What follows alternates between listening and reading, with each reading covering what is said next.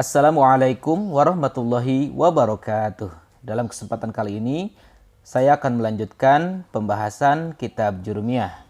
Ini adalah video yang ke-8. Pada video ke-8, di sini materinya adalah mengenai lafaz yang diropakkan dengan memakai domah. Dalam kitab Jurumiyah dijelaskan, Fa'ammad domatu fatakunu alamatan lirrab'i fi arba'ati mawadi'a. Domah menjadi alamat bagi i'rab rofa pada 4 tempat. Fil ismil mufradi, yang pertama pada isim mufrad, wa jam'i taksiri, yang kedua jama taksir, wa jam'il muannatsis salimi, yang ketiga jama muannas salim, wal fi'lil mudhari'i, dan yang keempat fi'il mudhari' alladzi lam yattasil bi akhirihi sayun, yang pada huruf akhirnya tidak bertemu dengan sesuatu pun, ya. Maksudnya sesuatu pun di sini yaitu fi'il mudhari tidak bertemu dengan alif tasniyah, tidak bertemu dengan waw jama, dan tidak bertemu dengan ya muannasah mukhatabah. Nah, jadi domah itu menjadi tanda bagi i'rab rofa berada pada 4 tempat. Yang pertama yaitu pada isim mufrad. Contohnya seperti al-ilmu nurun. Ilmu itu cahaya. Nah, ini isim mufrad. Isim itu adalah nama, baik nama benda atau nama seseorang, ya, atau jenis nama-nama yang lainnya. Jadi al-ilmu nurun, ilmu itu cahaya. Ini adalah isim mufrad. Kemudian yang kedua, al-kitabu mawdi'ul ilmi. Kitab itu berisi ilmu. Kemudian zaidun qaimun, Zaid berdiri. Nah, ini semua isim mufrad yang diropakkan. Dengan ciri ropaknya adalah domah, ya. Al-ilmu nurun. Al-kitabu, nah ini kita lihat, ya. Al-ilmu nurun, al-kitabu zaidun, semuanya diropakkan. Dengan ciri ropaknya adalah domah. Yang kedua, jama taksir, ya. Domah menjadi ciri pada i'rab rofa pada jama taksir. Contohnya seperti al-kutubu. Nah, ini al-kutubu itu adalah jama taksir. Tadi al-kitabu itu adalah isim mufrad atau mufrad. Mufrad itu tunggal. Sekarang al-kutubu jama taksir. Jama itu banyak, taksir itu menunjukkan benda yang banyak. Jadi al-kutubu di sini adalah jama taksir. Al-kutubu mawdi'ul ilmi, kitab-kitab berisi ilmu. Kemudian yang kedua, az-zuyudu quwamun. Zaid itu berdiri.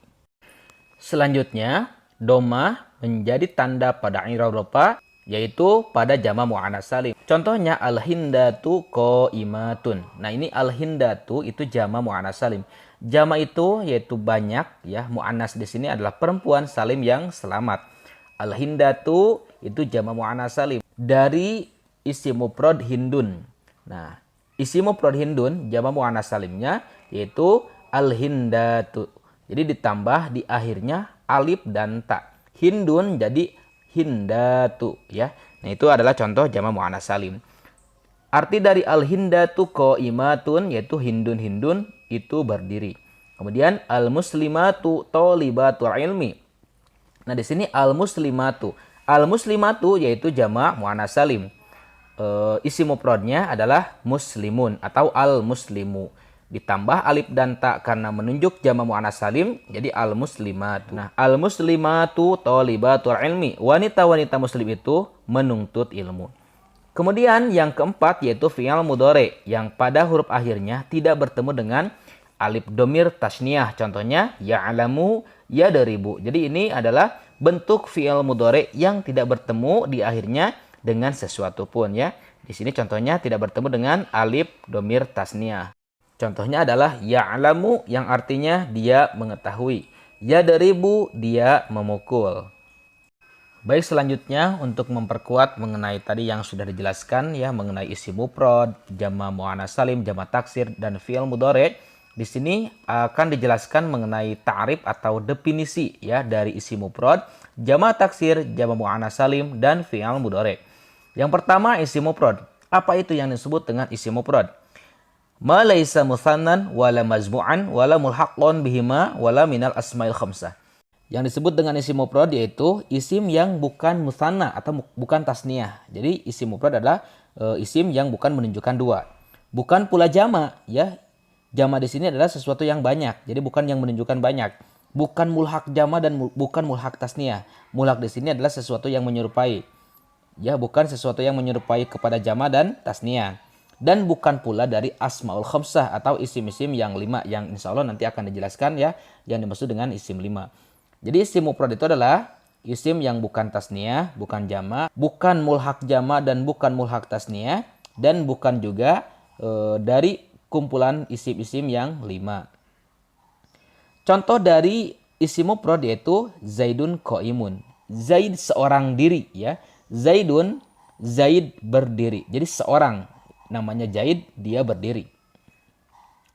Nah, tadi adalah contoh isim mufrad yang perubahannya secara lafaz. Nah, sekarang contoh isim mufrad dengan perubahan secara perkiraan atau takdiri. Contohnya adalah ja'al pata, ja'a Musa. Nah, ini adalah contoh isim mufrad. Jadi al-pata di sini adalah seorang pemuda, ya. Al-pata seorang pemuda. Jadi satu, ya, pemudanya satu orang. Nah, ini adalah yang disebut dengan isim mufrad. Mufrad adalah tunggal. Ja'a Musa. Musa telah datang. Jadi seorang, yaitu namanya Musa, seorang ya. Ja'a Musa ini adalah Musa. Al-fata itu contoh dari isim mufrad. Tapi di sini perubahannya secara perkiraan.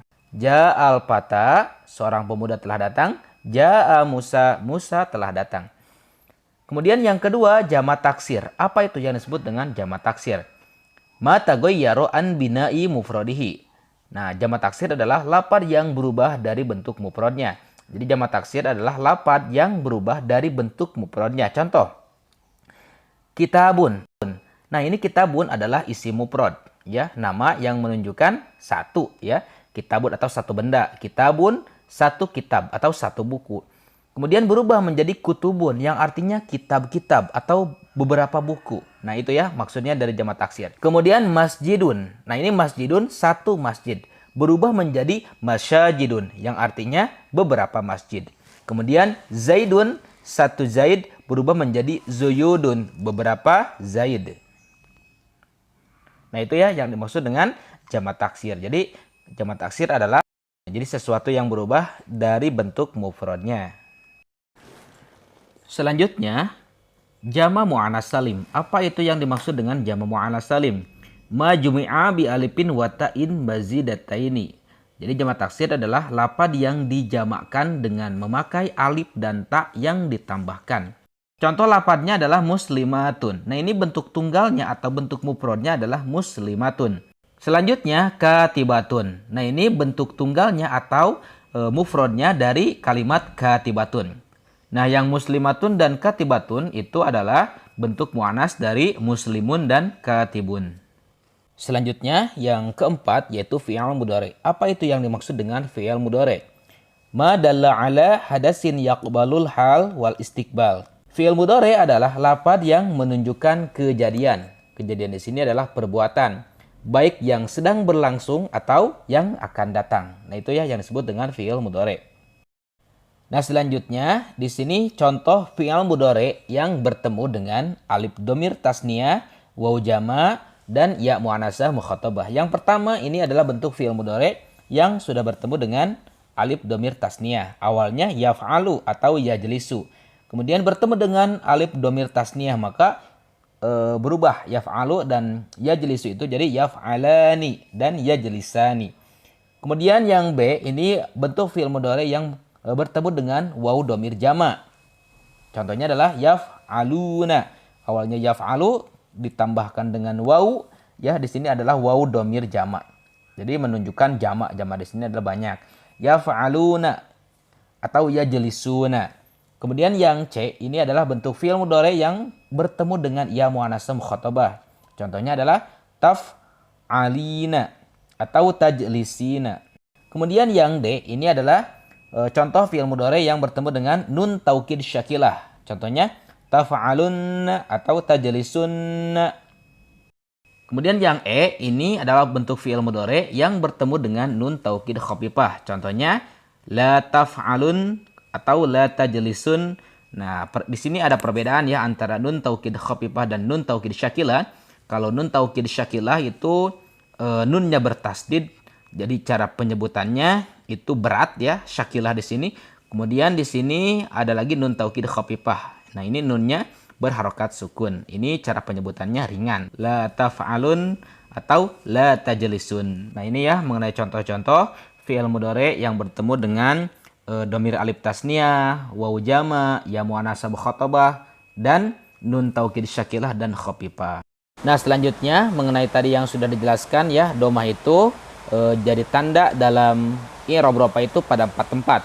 Ini dijelaskan kembali dalam kitab Imriti, yaitu padumma pismin mufradin ka ahmadu wa jam'i taksirin ka ja'al a'budu wa jam'i ta'nisin ka muslimatin wa kulli fi'lin mu'rabin ka ya'ti. Yang artinya domah itu menjadi tanda i'rab rafa. Yang pertama pada isim mufrad, contohnya seperti ahmadu. Kemudian yang kedua pada jamak taksir, contohnya seperti a'budun yang bentuk asalnya atau mufradnya dari kata atau dari kalimat abdu. Kemudian yang ketiga pada jamak muannats salim, contohnya seperti muslimatun. Nah, muslimatun itu asalnya dari muslimatun.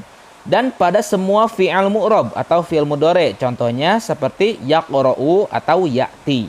Nah, jadi kesimpulannya, domah itu menjadi tanda rofa pada 4 tempat. Yang pertama isim mufrad, yang kedua jamak taksir, yang ketiga jamak muannats salim, dan yang keempat fi'il mudhari. Nah itulah mengenai penjelasan kitab Jurmiyah ya pada video ini. Mudah-mudahan sangat bermanfaat. Insya Allah nanti akan dilanjutkan pada video berikutnya. Sekian dulu. Assalamualaikum warahmatullahi wabarakatuh.